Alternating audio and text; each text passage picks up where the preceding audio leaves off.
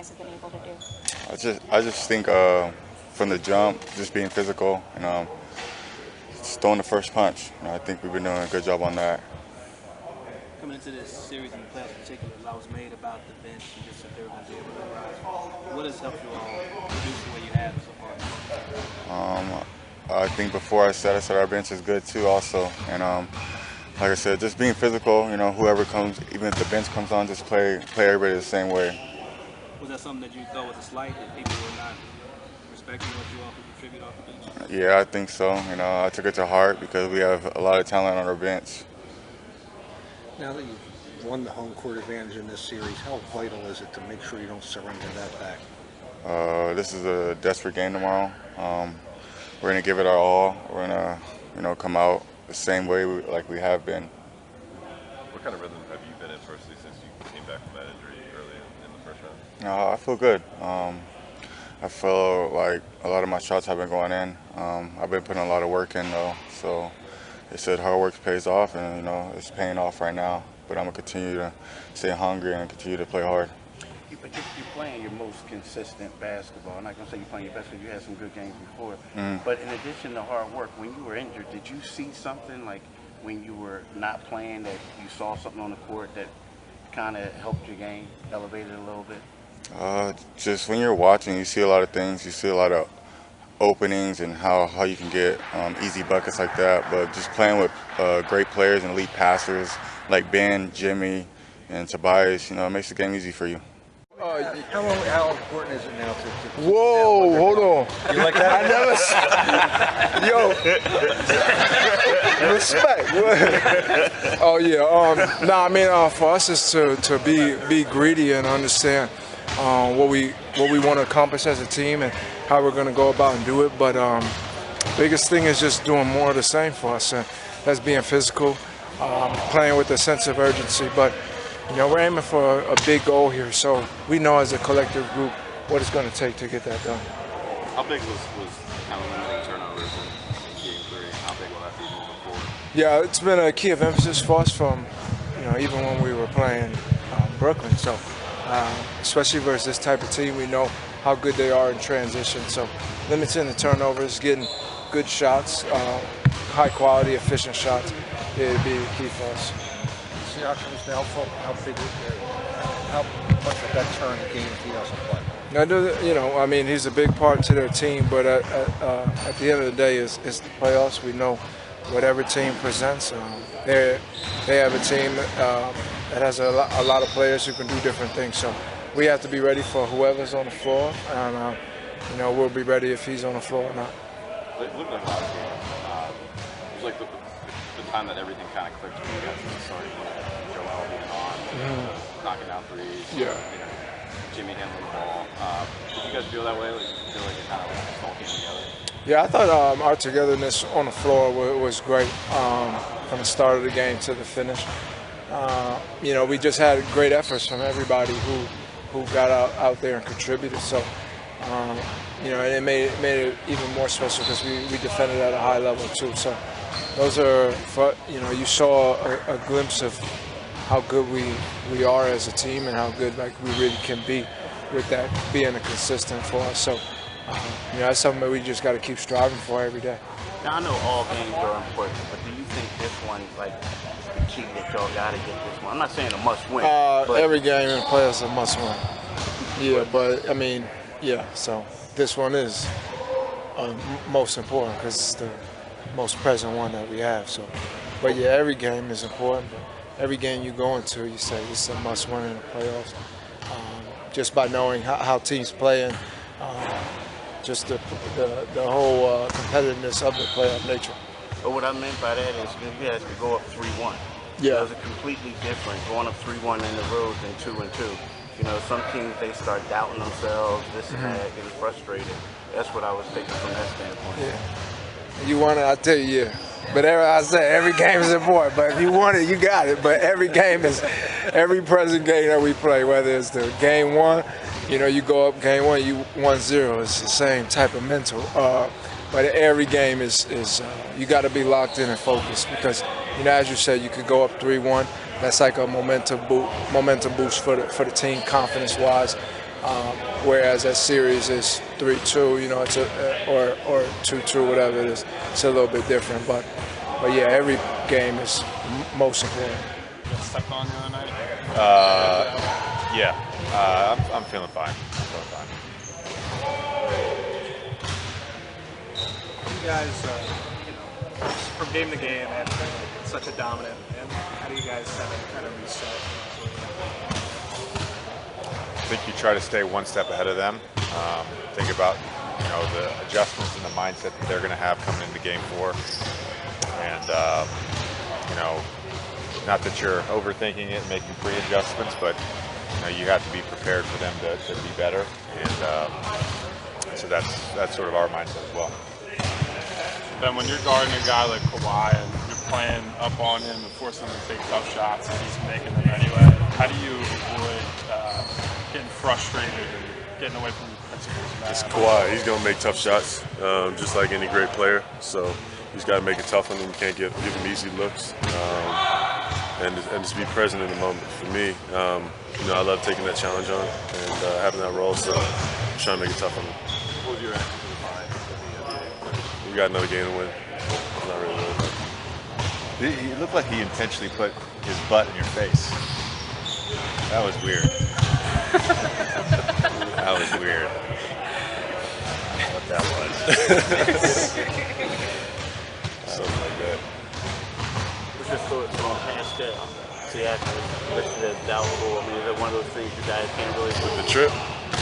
Trip? Yeah, it looks like that's what that is. Oh, I thought you were talking about when he tripped, Joe. I mean, what's your thoughts on his status? I mean, he's a huge part of the team, but, you know, whoever's going to be in this place, whatever happens, we just got to play that same mentality. So they have guys who can come in and fill that spot. Just have to be ready. But obviously, you don't want to see a guy go down with an injury whenever, you know how the situation is. So hopefully he's ready to play. You guys had a lot of plays where like multiple closeouts, like a lot of effort. Was that like? I feel like you guys don't always like to get into rotations, but do you guys think you did that well tonight? I think against good teams, you have to sometimes be in rotations. It's the battle we've had all year. So I'm glad we're actually starting to do that now. Yeah, you've been on a lot of different teams through the years. It just seems like everything is meshing together, and you know how it is when you have a lot of guys who are used to being the man. But the fact that everyone is able to bring it together, what do you think the biggest reason is? Just in general, I think if you look sort of across the league at this time of year, the agenda becomes winning a championship and trying to advance in each series, and the personal stuff sort of goes out the window.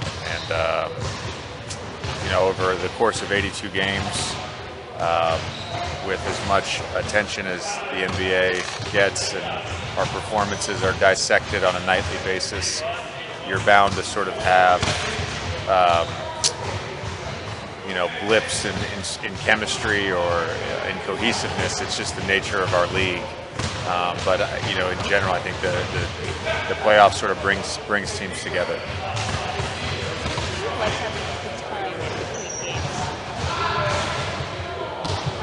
How was the day?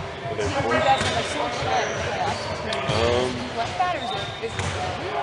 Probably. Yeah.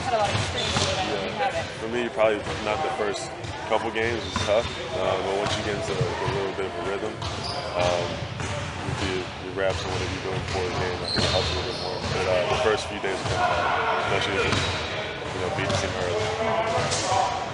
I mean, it was just a matter of time before, he selected as much as anything his sort of re-entry to the NBA.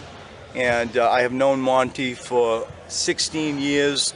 I think it's just such a natural fit to me. I think the area, that part of the United States and Monty's previous experience, in San Antonio and so on, is fantastic. I think from a coaching standpoint, we all saw how good he was in New Orleans. I thought he did a great job with that group. Then to have the experience that he had in Oklahoma City with United States basketball, I hope, we've been able to help him sort of figure out how he wants to run his own program better than when he arrived, and I'm proud of him. I'm really proud of him. I think it's a incredibly logical hire. I think that from a development standpoint, his ability to make players better, his relational standpoint, how to hold a locker room and grow a team, and his belief on what a culture looks like, a championship culture, the habits that a championship culture require. He's a strong enough leader to be able to deliver in all those places. And so none of us should be surprised that he's re-entered the NBA as a head coach. And I will miss him and his family, and he will stay with us until our playoff run ends. What did you learn just from being around him in this capacity? I didn't really, I was reminded of stuff. I'd been with him, along the path and sort of for a year in San Antonio, just of all of those things I just said. Hey, I have a little fun with it. You're 10 games from winning it all now. Remember, not long ago, 10 games in a whole season was difficult, sure. Just to put it into perspective, how close you are now when it gets down to that 10-game countdown, perhaps? Yet so far away. Yeah. You could have said 100 games and it would have felt the same as 10. It's being the last man standing, and I've been able to be a part of that 4 times, is amazingly difficult. It is really, really hard. And that's why we do our job. To your point of where we were and where we are, it's stuff that you're proud of. It's stuff that we've all had to endure. I think there's been a pretty disciplined plan for the most part in place. Some we've got lucky, with some ping pong balls that played out. Some we weren't so lucky. But in general, the sort of philosophical sort of path that we wanted to be on and grow this thing as much as we could organically and build it up and then be attractive enough to have Jimmy or Tobias, whatever, want to be a part of us. I think we've achieved that. But as I say loudly, it is a hard, long journey, and so much more to do. I think JJ said the word pre-adjustments earlier. It's easy after the game one when everybody talks about the adjustments you have to make. What do you guys, without, you're not obviously going to get into specifics, but after a game where you guys play pretty well on the sides of the ball, what are you kind of looking at? I think the adjustment thing for me was I forecast, more Toronto and certainly us, but what might they do? It goes into sort of 3 areas. It's could you change some matchups? 1. 2, could the rotations change? Could it be shrunk? Could they bring in, pick one of the young kids to come in and play more? Something to do with rotations, and then it gets down to the schemes. Might they try to do something with Jimmy, or Joel or whatever? And so if you go to sort of those 3 areas, who's guarding who? What's the rotation look like? And then 3rd, the schemes. Then somewhere in the middle, you stamp off on what you think could happen and try to forecast so that you're not caught off guard. But to get any more specific in that, I won't. But that's sort of the areas that you assess. JJ said that he felt like the play involving Kyle and Ben in Game 3, Kyle was instigating. Obviously, the league fined Ben for his involvement. What was your take on it? Just it's part of the NBA's sort of physicality and heightened emotions, and I saw the ruling, and I think Ben said it best, where I believe he said he just wants to go, move forward and play Game 4. It's stuff that we talk a lot about with my team before the playoffs began, on how things can go south, either with things of that sort or, people leaving benches or whatever, like I experienced in a deep way, as you all know, like that Robert Horry thing. And so, that's always on my mind as their coach, to share those stories and remind them. But I think by and large, it's part of the NBA landscape, and as Ben said, we'll go move forward and play Game 4. Do you feel like you have a pretty good handle on what they might do if Siakam can't play? And does it matter from your perspective? Sure. I mean, in terms of what you guys are actually preparing for. Yeah, for sure. It's without getting into, granular stuff.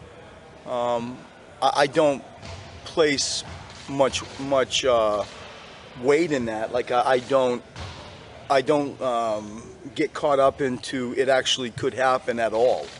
Like I think about if it did happen, what does that really mean? But this stuff is such commonplace noise that it's hard to know, what could be and what might not be. We experience it over here on our side. I'm sure you believe every game is just as important, but in my mind, I'm thinking 3-1 and 2-2 is just an enormous difference. What do you? And this is what we all probably have learned. I've learned it painfully in many years doing this. It's the weight that we all place on the next game, and we would look at each other and be serious. It's not a disingenuous description of the game. I mean, I wouldn't have liked to have been, 1-2, having to so every game brings on this new life, and it's the excitement and reality of the NBA playoffs.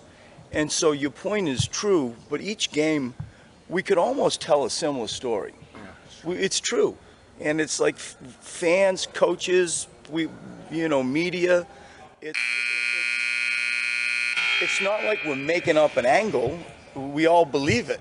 We do, and so do I. And so they all have just a tremendous level of importance. And we're going into this game thinking like that. As I said, after game 2, there is no comfort level with me or anybody here. We have confidence, but it's not anything that's sort of blanket over the level of humility and respect. And we're not getting out too far ahead of ourselves. We are not comfortable, and we were excited to play in front of fantastic fans. Make no mistake, the fans of Philadelphia help us, and we're grateful for them bringing their A game, and their A game they brought. They were great.